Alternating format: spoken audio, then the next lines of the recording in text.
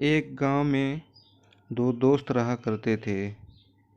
दोनों की दोस्ती एक मिसाल कायम थी।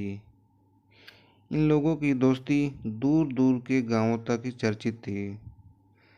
हर एक दूसरे कोई उन लोगों का दोस्त का मिसाल दिया करते थे। ये दोनों साथ में स्कूल जाते, साथ में पढ़ाई करते और एक साथ खाना भी खाते और एक ही साथ खेलने के लिए भी जाते। इन दोनों की दोस्ती इतनी गहरी थी कि कोई भी परेशानी भी हो तो ये दोनों साथ मिलकर उस परेशानी को हल करते। एक दिन ये दोनों, सोहन और मोहन, एक बार वे दोनों नौकरी की तलाश में प्रदेश की यात्रा पर निकले। वे दिन भर चलते रहे और शाम हो गई और फिर रात घिर आई, किंतु उनकी यात्रा समाप्त न हुई। दोनों एक जंगल से गुजर रहे थे। जंगल में अक्सर जंगली जानवरों का भय रहता है। सोहन को भय था कि कहीं किसी जंगली जानवर से उनका सामना न हो जाए। वह मोहन से बोला, मित्र, इस जंगल में अवश्य जंगली जानवर होंगे। यदि किसी जानवर ने हम पर हमला कर दिया तो हम क्या करेंगे? ये सोचकर मैं परेशान होता जा रहा हूँ। सोहन बोला, मित्र डरो नहीं, मैं तुम्हारे साथ हूँ। कोई भी खतरा आ जाए मैं तुम्हारा साथ नहीं छोड़ूंगा। हम दोनों साथ मिलकर हर मुश्किल का सामना कर लेंगे। और दोनों दोस्त रात के अंधेरे में चलते गए। इसी तरह बातें करते हुए वे आगे बढ़ते जा रहे थे कि देखा अचानक एक भालू उनके सामने आ गया। दोनों दोस्त डर गए। भालू उनकी ओर बढ़ने लगा और दोनों दोस्त घबरा रहे थे। सोहन डर के मारे तुरंत एक पेड़ पर चढ़ गया। उसने सोचा कि मोहन भी पेड़ पर चढ़ जाएगा, लेकिन मोहन को पेड़ पर चढ़ना नहीं आता था। वह असहाय सा नीचे ही खड़ा रहा और अपना दोस्त को देखता रहा। भालू उसके नज़दीक आने लगा। मोहन डर के मारे पसीने पसीने होने लगा। मोहन ने अपने मित्र से कहा, मेरे मित्र, मुझे भी पेड़ के ऊपर चढ़ा लो, मुझे पेड़ पर चढ़ना नहीं आता। उसके दोस्त ने उसके तरफ मुंह फेर दिया और मोहन फिर डरते हुए किसी तरह भालू के बचने का उपाय सोचने लगा। सोचते सोचते उसके दिमाग में एक आइडिया आया।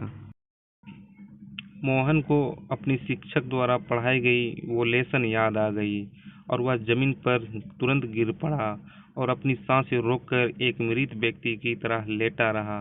भालू नजदीक आया और मोहन के चारों ओर घूमकर वह उसे सूंघने लगा।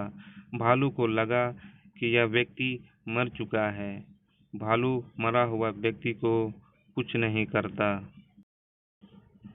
पेड़ पर चढ़ा उसका मित्र सोहन यह सब देख रहा था और वो हैरान था कि मोहन आखिर क्यों नहीं भाग रहा है, वो क्यों जमीन पर लेट गया।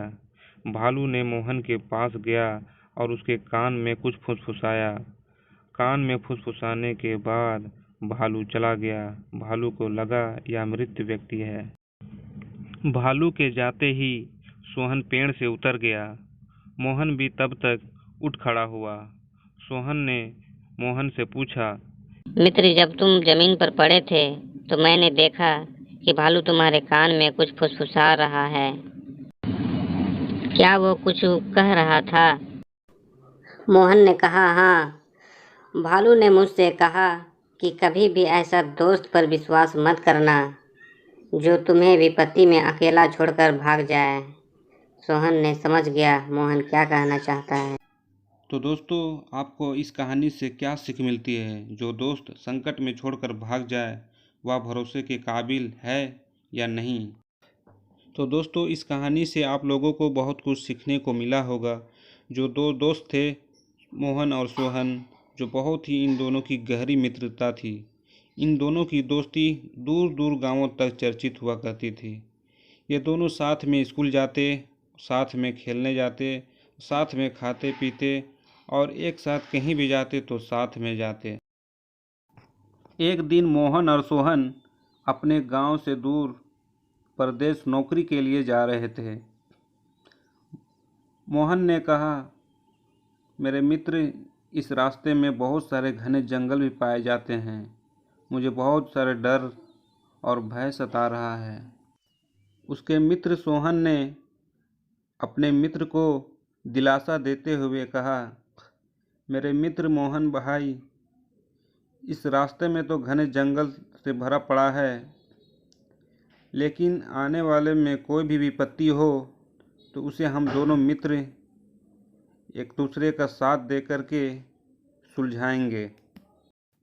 अपने मित्र सोहन की बात सुनकर और उसका दिलासा देते हुए मोहन को बहुत ही संतुष्टि हुआ, लेकिन आगे का रास्ता ऐसा विपत्ति होगा मोहन नहीं जानता था। और दोनों एक साथ रास्ते में चलते जा रहे थे और अंधेरा भी छा गया था।